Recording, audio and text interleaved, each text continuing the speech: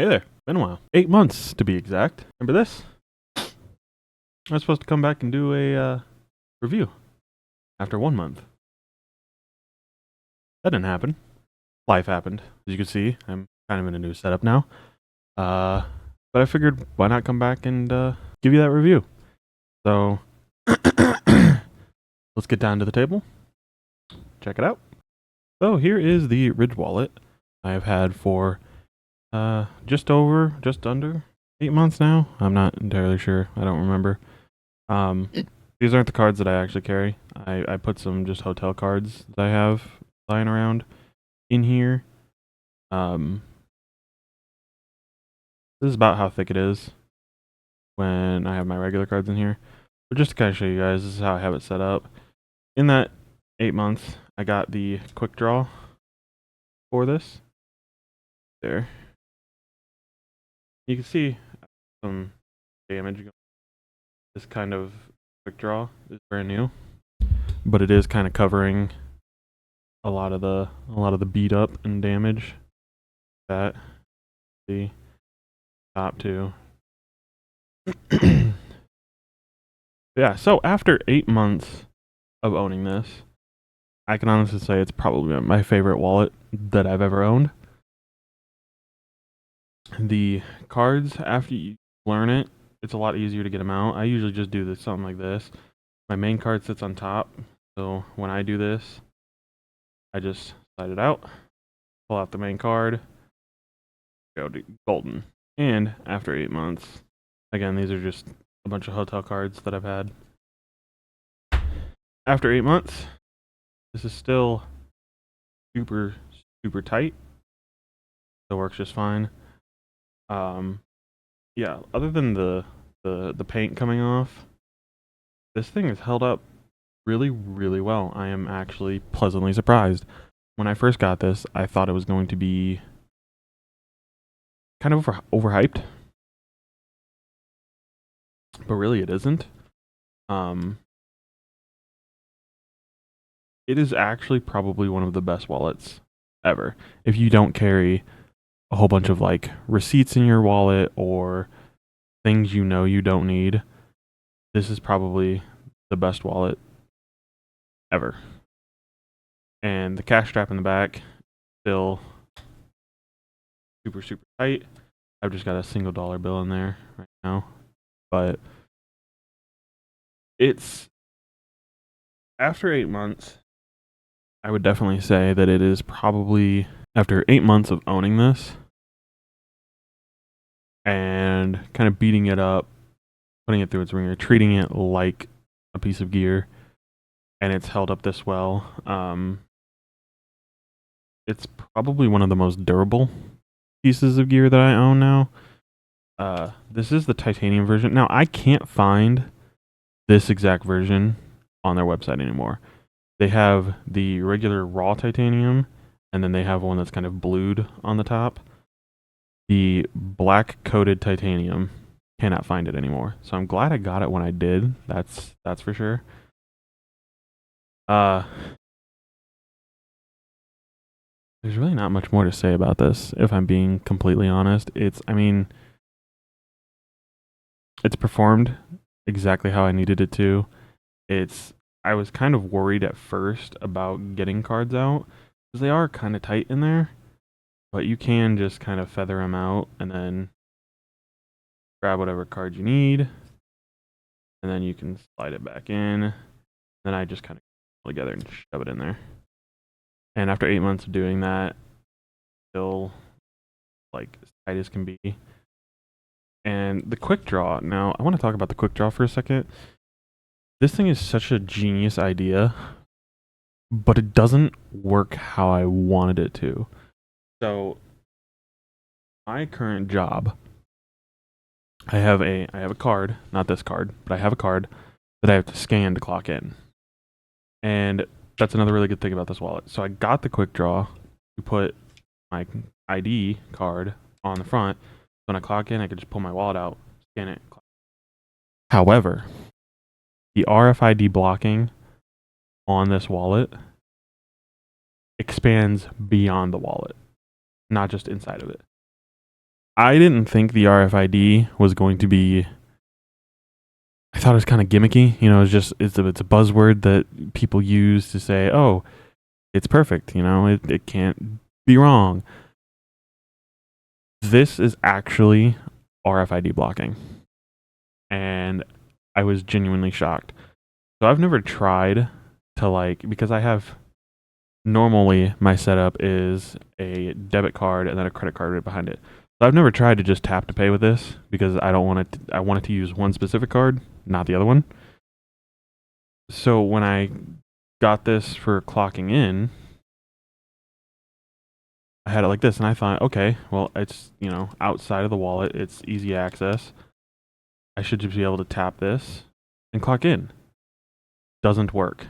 I have to, when I pull out my wallet, I have to slide it out like this, literally about that far, and then scan it to get it to clock in. So first-hand experience, this wallet is actually RFID blocking. Like it cannot scan even outside the wallet. So if you ever get this wallet and you have a tap to pay card and you put your card out front, because that's what this kind of designed for, is putting your most used card in the front, so you don't have to worry about like pulling out the card. Or you can put your ID, or if you travel a lot, you can put hotel key cards here, kind of like what I have. But don't expect to be able to just tap to pay with this. You still have to pull this out to use it, and then slide it back in. So that was kind of a shock that I wasn't expecting. It took literally 8 months for me to figure that out, because about a month ago, probably about 2-3 weeks ago, I bought this. So that was kind of shocking, but also refreshing to see that it's actually RFID blocking.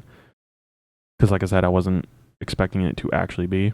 The only gripe that I have, not with the actual wallet itself, I literally don't think I have any issues with this wallet.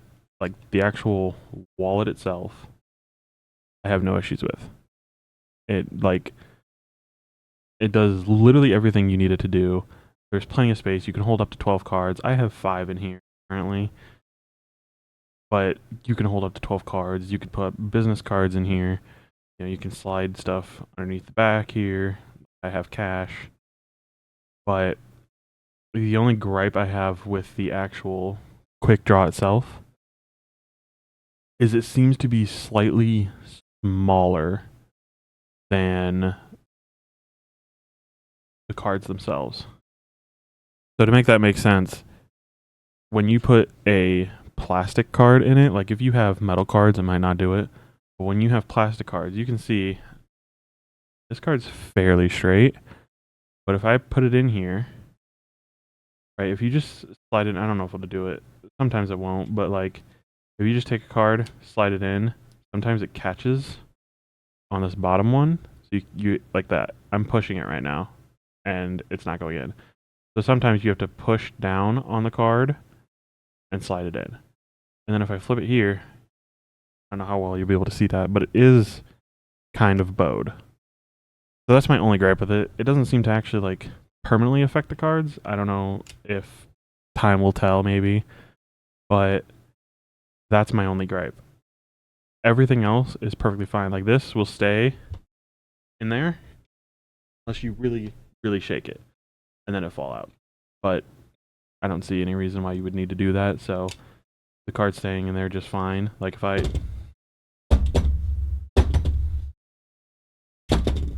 it's not going in. It's in there. I don't know if you'll be able to see this. My camera's from the here. Like you look on the back here, right there. It's a little spring steel piece. I think it's spring steel. Might be aluminum. Not sure. But that kind of helps push the card up so that when you slide this in, it keeps it pressed just enough to not damage the card when you pull it out, but to hold the card in place. So, honestly, honest thoughts, they are really expensive for kind of no reason. The quick draw itself was $25, I believe. That's not that bad. The wallet itself being $100, little ridiculous. Granted, this is titanium. Like if you, oh my god, I don't know if I go up there. It does say titanium on the bottom. This being titanium makes sense for it to be a little bit more expensive. But being that amount is ridiculous. Because the regular, just standard aluminum ones are $5 cheaper than that.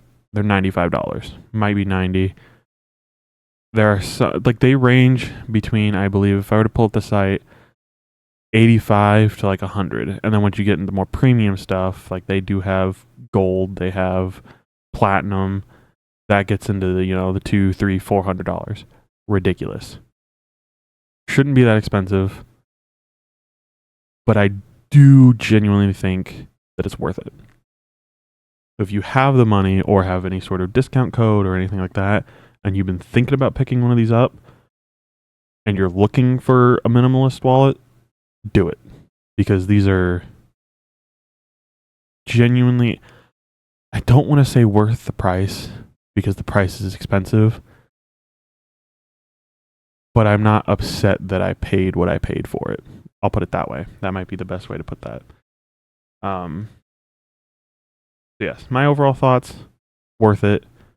I'm happy with it. I think it does everything it needs to do. The fact that it is actually RFID blocking is a little crazy. Wasn't expecting that. But other than that, I would say this is a good product. Genuinely good product. So there you go. That is my 1 month, 8-month review of the Ridge wallet. I think it is genuinely good.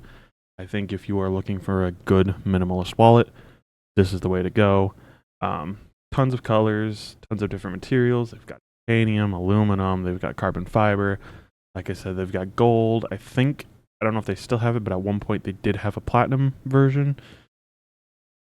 So, and they've got, football teams, they've got a ton of stuff. So if you are genuinely looking for a good minimalist wallet, I would personally say go. There might be better out there. There might be cheaper out there. I don't know. I just went with the word everybody's talking about. So that's how I came up with this. But if you like the video, consider leaving a like.